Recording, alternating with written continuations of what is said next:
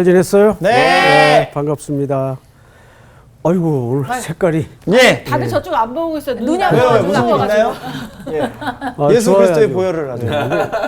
그 어려운 색깔인데 잘 받으시네요. 이런 얼굴은 어려운 잘 색. 받아줘요. 이야, 놀랍다. 오늘 뭐 신경의 변화가 있어요? 아니, 오늘 굉장히 좀 혼란스럽습니다.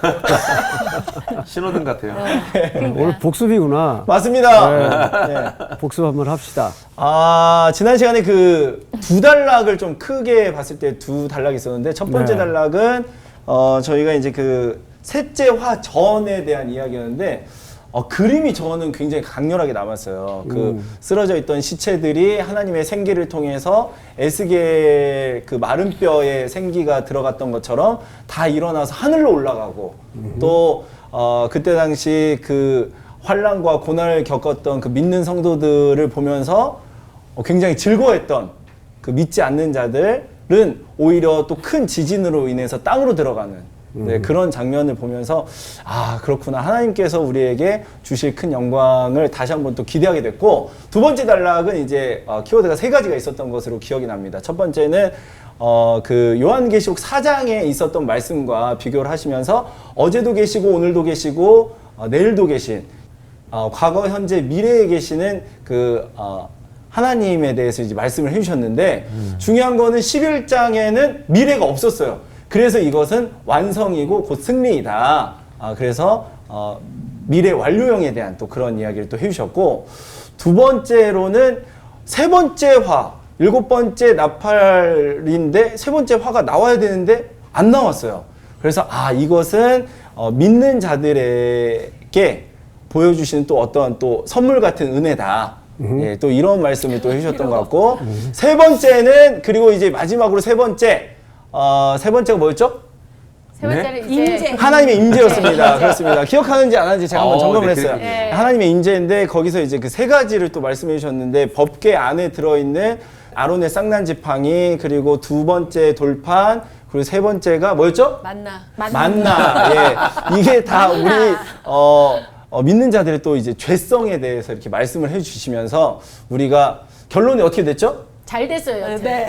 예, 그렇게 됐다. 하나님께 우리가 다시 돌아가야 된다. 네, 하나님의 좀 임재에 불안했어. 대해서 말씀을 해주셨습니다. 네. 혼란스럽네요. 혼란스럽다 지금. 예, 예. 배운 걸 다 기억은 해요. 네. 네. 근데 이제 막 섞여 있죠. 네. 맞아요. 어수선하고. 네. 좋았어요. 그렇게 그 개념이라도 알고 있으면 네. 나중에 언젠가는 그게 다 연결이 됩니다. 감사합니다. 네. 셋째 단락으로 말씀을 하셨죠. 네. 첫 번째는 믿는 자. 네. 믿는 자라는 것은 하나님의 말씀을 붙들고 분투했던 성도들의 삶과 네. 또 그들을 비난하고 조롱하고 공격했던 자들의 극명한 결과를 얘기했죠. 네. 두 번째는 참 중요한 주제인데, 계시록 4장과 계시록 11장을 네. 비교하면서, 자, 계시록 4장은 현재, 미래, 과거 시제가 다 있었죠? 네. 예, 근데 여기는 현재, 과거. 근데 미래 시제가 없어요. 네. 왜냐하면 계시록 11장은 4장의 성취라고 얘기를 해야 돼요. 사장에서. 그렇죠. 4장의 성취다. 그리고 이제 세 번째 중요했던 게 뭐냐 하면, 우리 정기 학생 그 부분을 다시 한번 얘기해 보세요. 네. 하나님의 임재. 하나님의 임재를 가장 잘 설명하는 것이 언약궤였어요. 네. 언약궤. 그렇죠? 네. 예, 언약궤. 언약궤는 하나님의 지성소, 지성소에 보관된 중요한 이스라엘의 상징적인 네. 물건이었어요. 네. 자, 그런데 여기에 아론의 쌍난 지팡이, 만나, 네. 두 번째 돌비. 돌판. 보통 이 세 가지 주제는 우리가 그냥 단순히 기적으로만 이해를 하기가 쉬워요. 네. 뭐 예를 들어서 만나도 광야에서 경험한 기적이고, 아론의 쌍난 지팡이, 죽은 나무에서 싹이 나요. 네. 이것은 고라자손의 하나님에 대한 권위의 번제. 도전, 네. 만나는 불신. 네. 이들이 떡을 놓고 하나님 앞에 아우성 쳤을 때 네. 하나님이 주었죠. 네. 매일 주었어요. 네. 질리도록 주었어요. 줬더니 그들이 하나님을 잘 섬기던가요? 아니었죠. 섬기지 못했어요. 네. 네. 두 번째 돌비는 두 번째라는 게 초점이에요. 네. 첫 번째 거는 어디 갔어요? 깨트렸어요. 모세가 네. 부수어뜨려 네. 백성들로 하여금 갈아 마시게 했죠. 마시겠죠. 네. 그 의미는 뭘까요? 우상 숭배로. 우상 숭배의 결과였어요. 네. 송아지를 만들어서 이것이 우리를 애굽에서 인도하여 낸 여호와로라 이렇게 춤추고 노래하면서 네. 우상 숭배의 상징이에요. 그러면 이 세 개의 공통점은 죄의 문제와 전부 귀결될 수밖에 없어요. 네. 그러니까 지성소 안에 보관된 언약궤 안에는 이 세 가지 물건을 보관함으로써 대대로 인간이 얼마나 죄인인가. 그래서 그 법궤 지붕 위에는 시 은좌. 은좌라고 하는데 베풀시 은혜 은자리좌. 하나님의 은혜가 베풀어지는 곳. 네. 그 제사장들이 어린 양의 피를 여기다 부어요. 네. 하나님의 은혜가 부어지는 곳. 이게 진짜 임재란 말이에요. 어린 양의 피. 어린 양이. 그러니까 인류의 해답은 어린 양의 죽음과 피로밖에는 해결이 없어요. 네. 오늘 수업 요한계시록 38강 해산의 고통. 오늘은 본문이 짧습니다. 네. 1, 2절을 두 절만 오늘 다룰 텐데 우리 합독을 합시다. 두 절 시작. 하늘에 큰 이적이 보이니 해를 옷 입은 한 여자가 있는데 그 발 아래에는 달이 있고 그 머리에는 12별의 관을 썼더라. 이 여자가 아이를 베어 해산하게 되매 아파서 애를 쓰며 부르짖더라. 네. 우선 이 12장은 계시록 전체에서 위치를 좀 봐야 돼요. 예. 그러면 이렇게까지 얘기해도 과언이 아닐 정도입니다. 1장서부터 11장까지의 내용은 사실 이 12장을 위해서 설명되었던 거예요. 우와. 그러니까 12장은 계시록의 척추 같은 네. 위치에 오. 굉장히 중요해요. 예. 우리 신체도 보면 척추의 모든 신경 조직이 네, 다 연결되어 있죠. 네. 마찬가지예요. 그래서 1장서부터 11장까지 특별히 여러분들이 집중해서 네. 이해를 가지고 공부를 해야 되는데 자, 우선 하늘에 뭐가 보여요? 큰 이적. 큰 이적. 큰 이적이 보였다라고 네. 되어 있습니다. 11장 19절을 한번 읽어볼까요? 누가? 이에 하늘에 있는 하나님의 성전이 열리니 성전 안에 하나님의 언약궤가 보이며 또 번개와 음성들과 우레와 지진과 큰 우박이 있더라. 네, 이것은 전형적인 하나님의 임재에 대한 그림이죠. 네.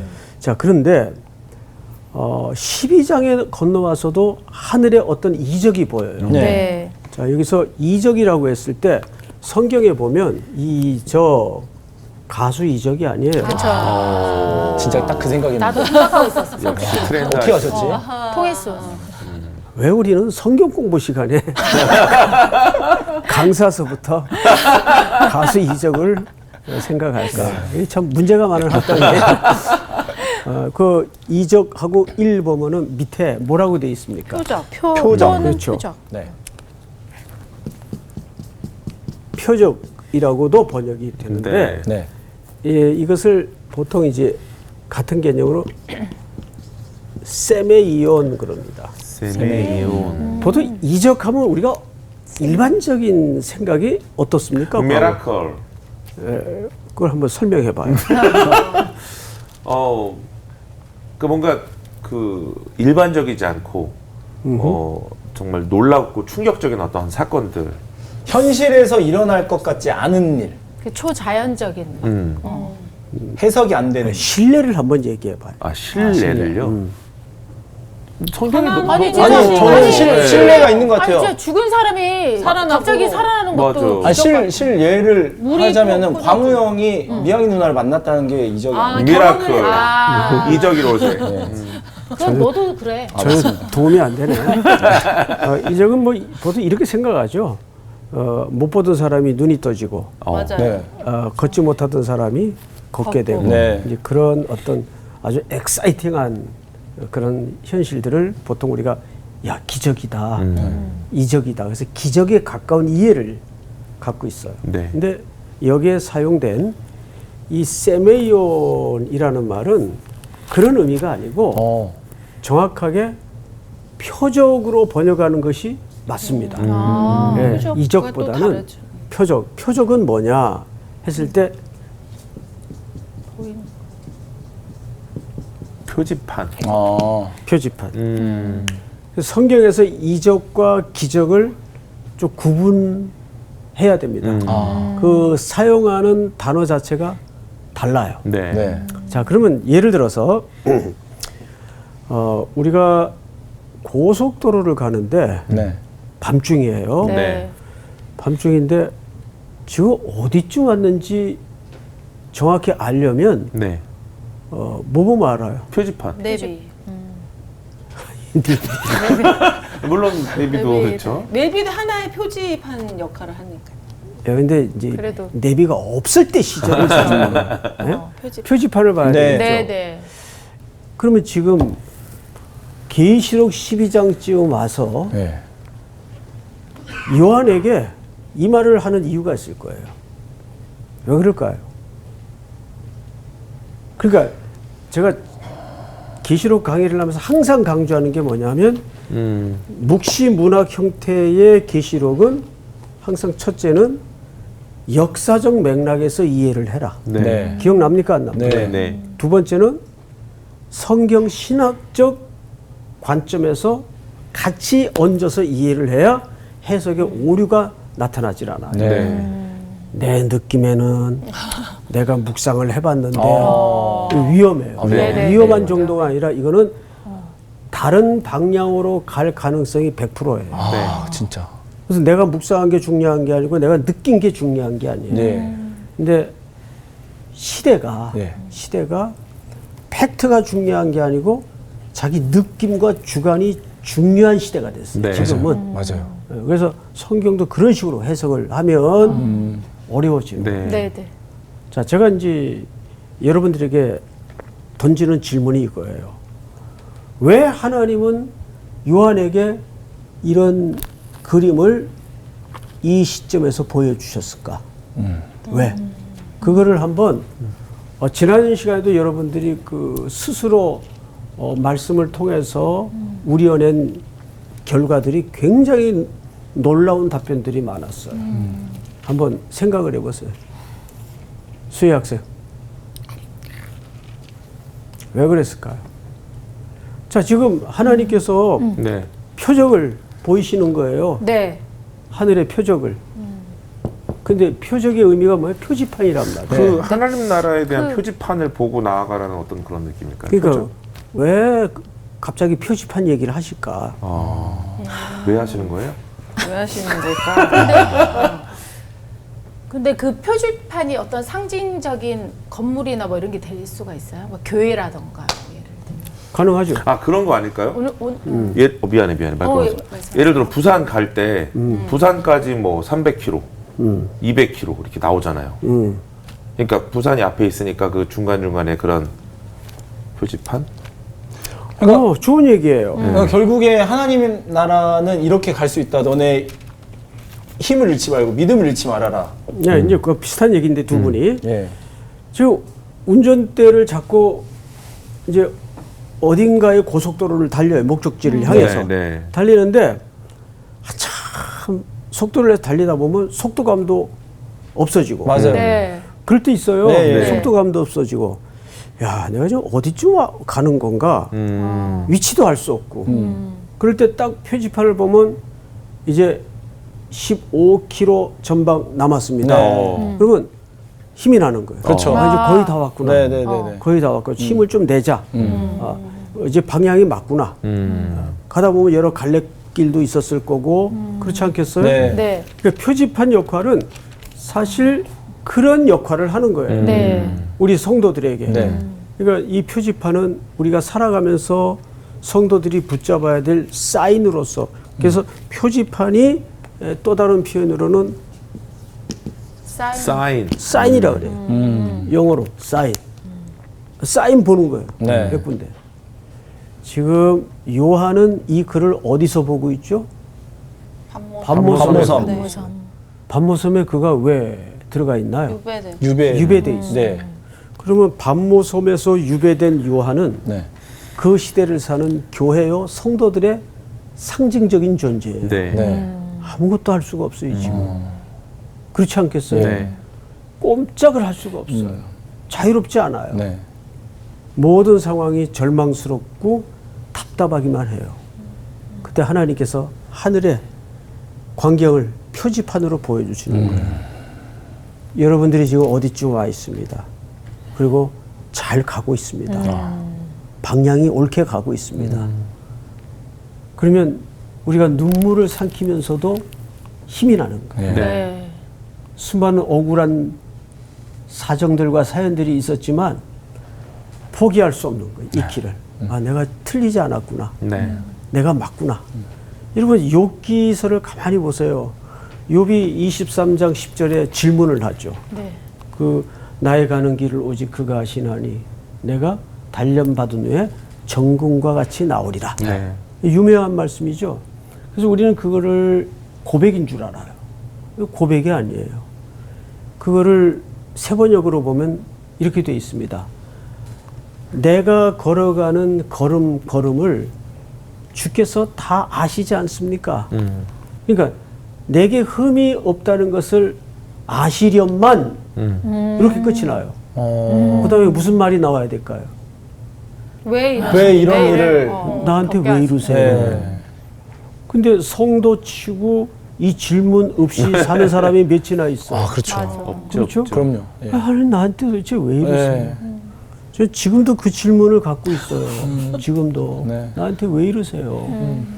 그래서 욥이 그거는 고백을 한 게 아니라 질문을 한 거예요. 네.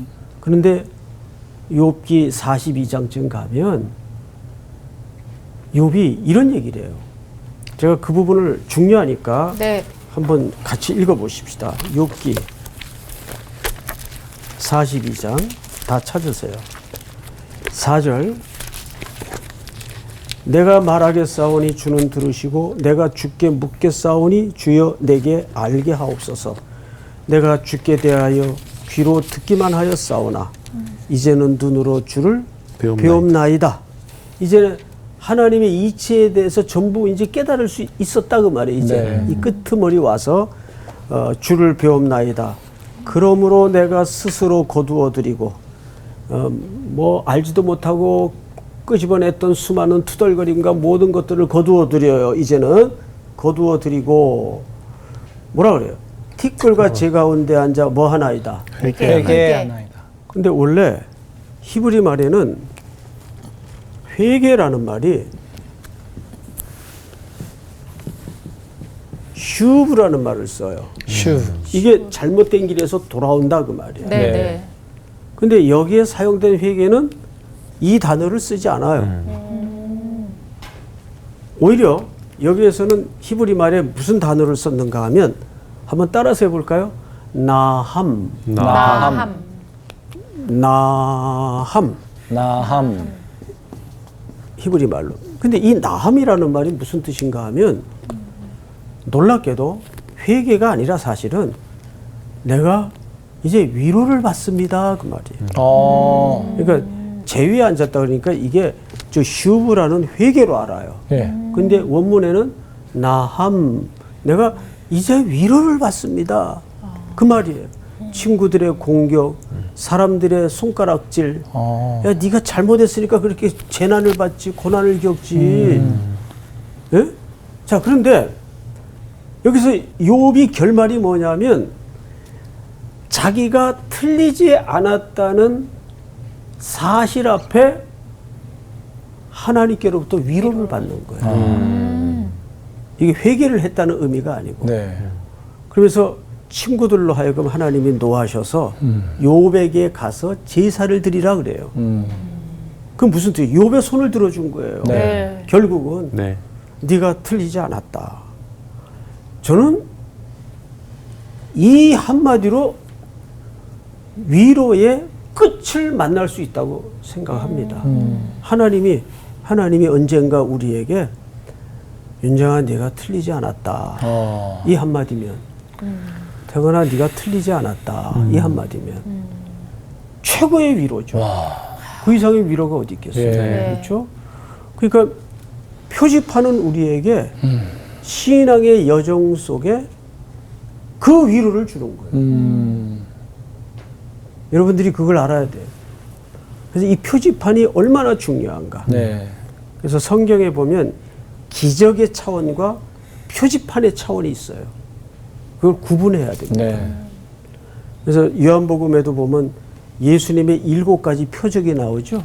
근데 그 표적의 일관된 목적지와 흐름이 십자가를 향하고 있잖아요. 그 표적이 등장할 때마다 그 안에는 예수 그리스도의 죽음을 담고 있어요. 네. 그러니까 예수님은 뭘 말하고 싶었던 거죠? 내가 이 땅에 온 목적은 우리의 물리적인 병듦과 눈물과 치료만을 위해서 온 것이 아니라 궁극적인 목적지는 나는 너희들의 죄를 해결하기 위해서. 네.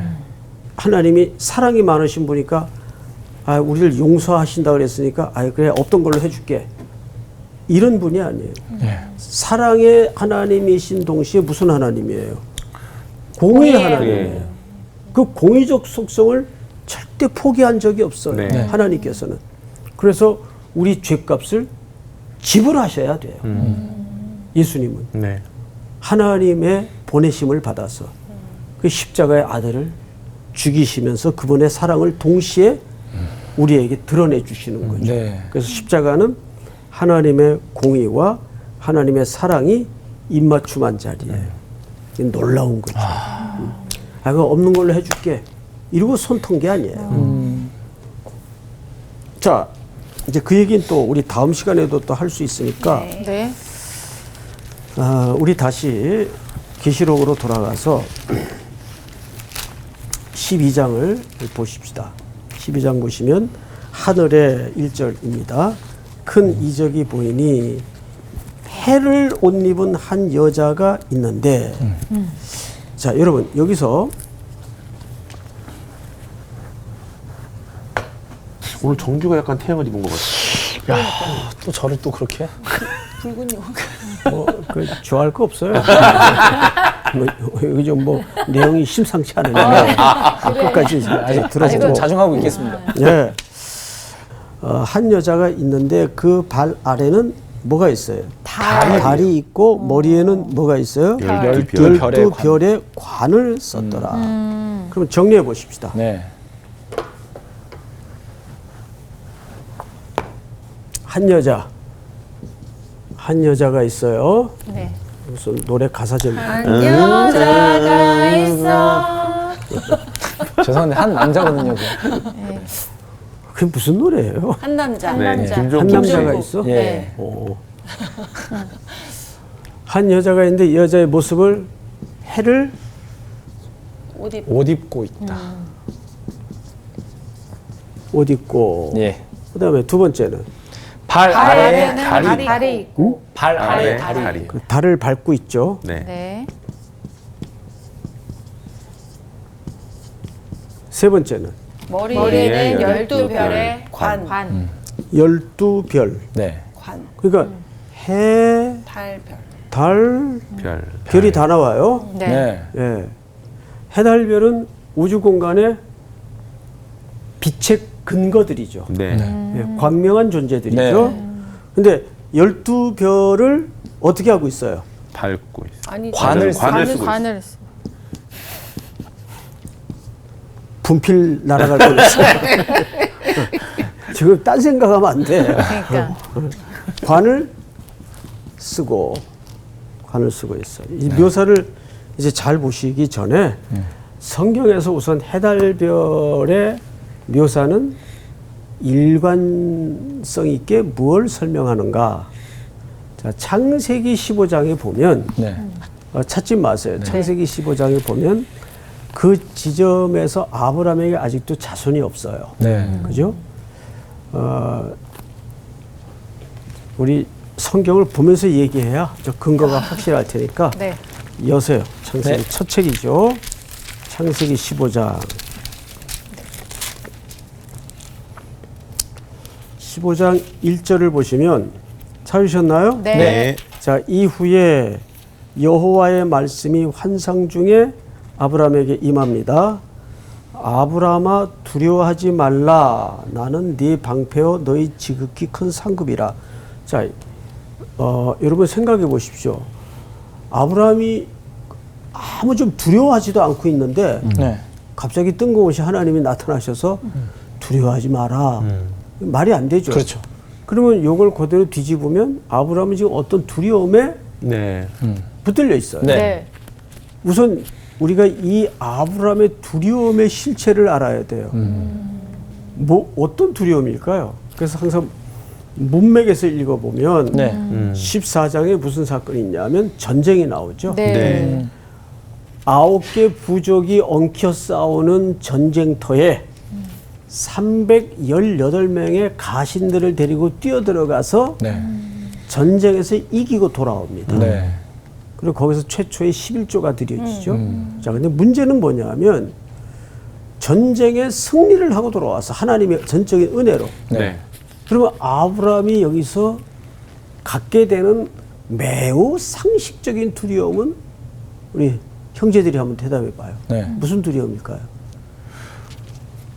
전쟁 끝나고 나서요? 그렇죠. 이겼어. 또 다른 데와 싸워야 되지 않나? 아닌가 보네. 전쟁이 끝났으니까 우리 또 다른 오히려 전쟁을 우리 자매들이 대답을 쉽게 할 것 같은데 지금 분위기가 하시죠. 자매들 한번 보여주세요. 네, 보여주세요. 잠깐만 있어봐.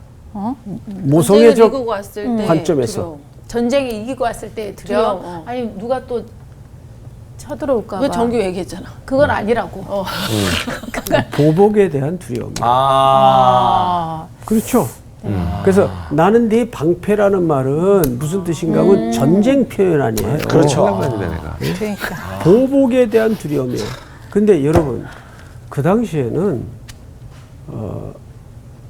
나라의 조직도 없었고 네. 무조건 뭐가 힘이에요. 사람. 그렇지. 네. 가족이 많은 게 힘이야. 네. 그때는. 그렇죠. 그럼 생각해 보세요. 그렇죠. 그 가족은 그냥 아브라함한테는 지금 아기도 하나 없어요. 네. 맞아. 그 얼마나 적막할까요? 네. 그렇죠. 그리고 이제 언젠가 다시 보복을 해오면 네. 뭘로 싸워요? 가신들이 영원히 내 옆에 있을 것도 아니고. 그렇죠. 네. 그러니까 후손에 대한 두려움이면서 복수에 대한 두려움이에요. 이해가 돼요? 네. 네네. 자, 그때 두려워하지 마라. 그래 놓고는 2절 보세요. 우리 광호 학생 한번 쭉 읽어보세요. 아브라함이 이르되 주 여호와여 무엇을 내게 주시려 하나이까 나는 자식이 없사오니 나의 상속자는 이 다메섹 사람 엘리에셀이니이다. 자, 보세요. 바로 아브라함이 속내를 드러내죠. 네. 네. 나는 자식이 없습니다. 어. 그러니까 아브라함이 지금 그렇구나. 입체적으로 자식에 대한 후손은 내가 지금 누가 쳐들어와도 나는 그대로 소멸될 수밖에 없는 환경이에요. 네. 그냥 혈연도 없고 그냥 여기서 역사 속에서 그냥 땅에 물을 부어서 스며들듯이 사라지는 거예요. 자, 그런데 3절 아브라함이 또 이르되 주께서 내게 씨를 주지 아니하셨으니 내 집에서 길린 자가 내 상속자가 될 것이니이다.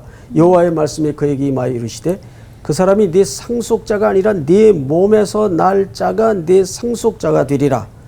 자, 여러분 그리고 5절을 한번 같이 읽어볼까요? 시작.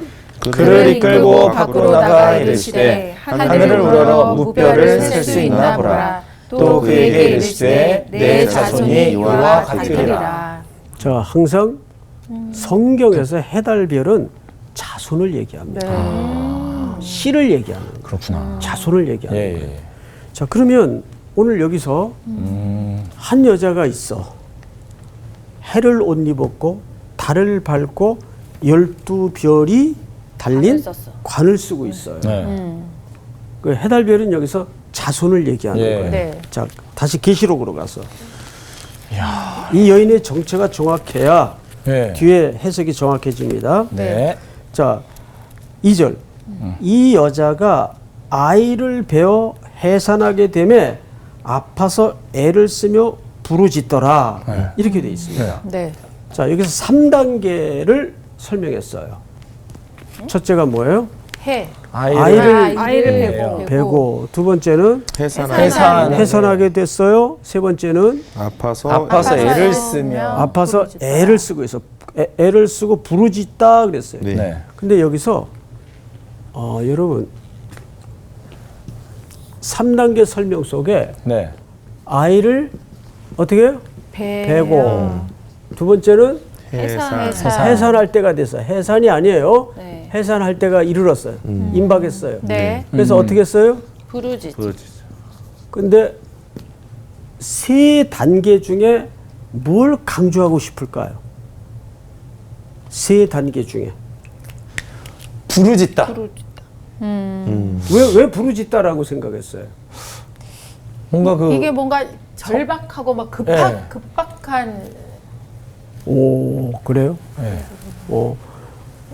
부르짖다라는 문법이 여기서 분사형으로 돼 있어요. 분사형이라는 게 뭔지 아시죠? 분사. 모르네. 아니 나는 알아. 언니는 저희가 정규가 알 거예요. 정규가. 네.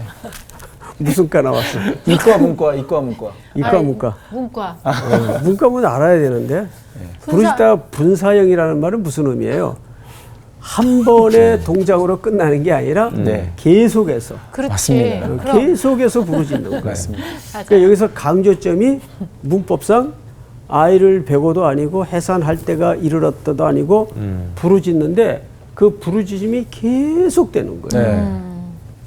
자, 이것은 해산의 고통에 강조점이 있어요. 왜 부르짖습니까? 해산이 고통스러우니까. 네, 그렇죠. 막 그 머리가닥 뜯는 거는 아무것도 아니고. 네, 그리고 요즘은 또 저렇게 이제 젊은 세대들은 다 가지 들어간다 그래요. 네. 근데 한번 그것도 의미가 있을 것 같아요. 오히려. 자, 그런데 여기서 이제 이게 뭘 얘기하는 거냐? 해달별은 유대 문화에서 자손을 얘기한다 그랬어요. 네.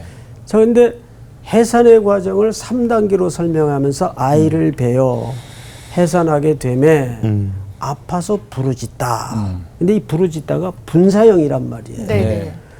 자, 그러면 우리가 이사야서 26장을 좀 찾아보십시다. 이사야서 26장. 26장 광호 학생 16절서부터 좀 읽으세요. 여호와여 그들이 환난 중에 주를 앙모하여 싸우며 주의 징벌이 그들에게 임할 때에 그들이 간절히 주께 기도하였나이다.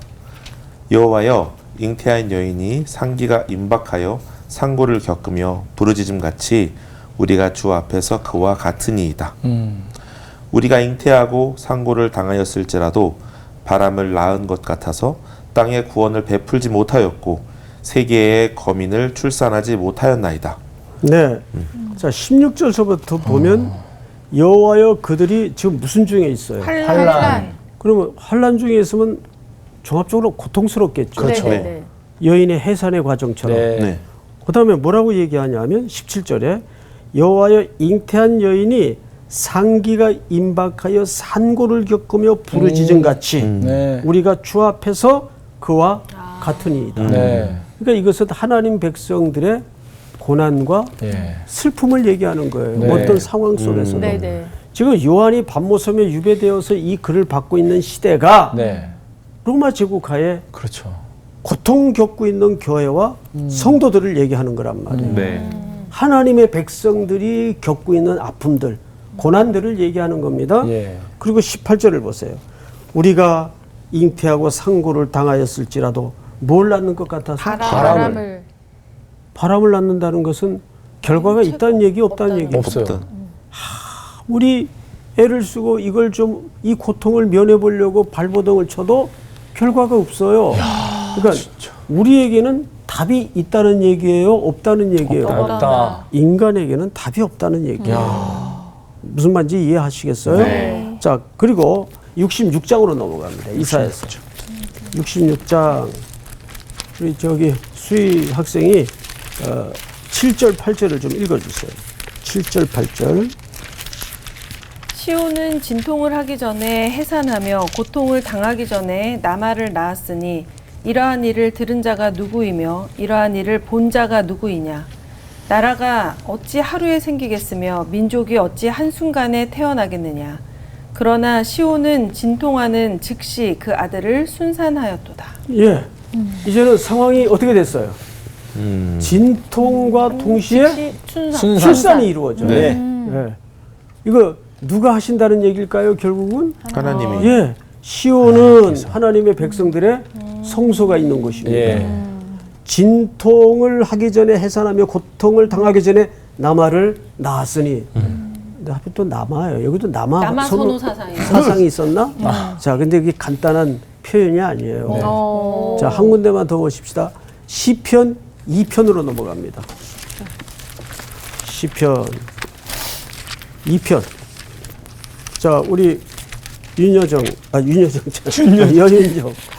학생이 시편 2편 네. 7절서부터 읽으세요.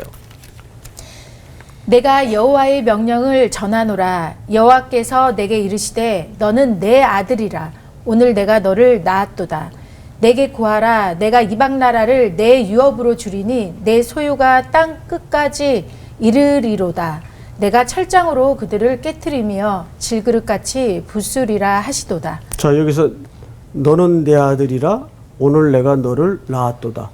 이 시편 2편은 바로 오실 메시아에 대한 예언이에요. 그럼 아까 네. 이사야서 66장에서 예. 남아를 낳았다는 말은 무슨 뜻일까요? 오실 그리스도를. 네. 남아선호 사상이 아니에요. 네. 정말. 이해가 돼요? 예. 그러니까 성경은 전부 그리스도를 향하고 있어요. 왜?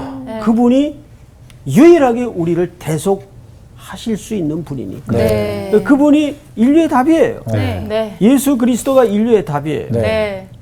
마지막으로 계시록 12장을 다시 보세요. 계시록 12장. 이제 다음 시간에 공부할 내용이지만 2절. 이 여자가 아이럽에 해산하게 되며 아파서 애를 쓰며 부르짖더라. 하늘에 또 다른 이적이 보이니 보라 한 큰 붉은 용이 있어 머리가 7이요 뿔이 10이라. 그 여러 머리에 7 왕관이 있는데 그 꼬리가 하늘의 별 3분의 1을 끌어다가 땅에 던지더라. 용이 해산하려는 여자 앞에서 그가 해산하면 그 아이를 삼키고자 하더니 여자가 아들을 낳으니 이는 장차 철장으로 만국을 다스릴 남자라. 누굴 얘기하는 거예요? 예수 그리스도. 예수 그리스도. 시편 2편에서 모형적으로 상징적으로 예언되었던 그 남아가 어떻게 오셔서 어떻게 구원을 이루시는가, 어떻게 승리하시는가를 보여주는 겁니다. 그래서 이렇게 하나하나 성경을 따라 오실 그리스도의 의미들을 추적하다 보면 딱 하나, 방금 말씀드린 것처럼 인류의 답은 그리스도밖에 없기 때문에 오늘 공부는 여기까지. 나머지 부분은 다음 시간에 또 이어서 공부하도록 하겠습니다. 네. 감사합니다. 감사합니다.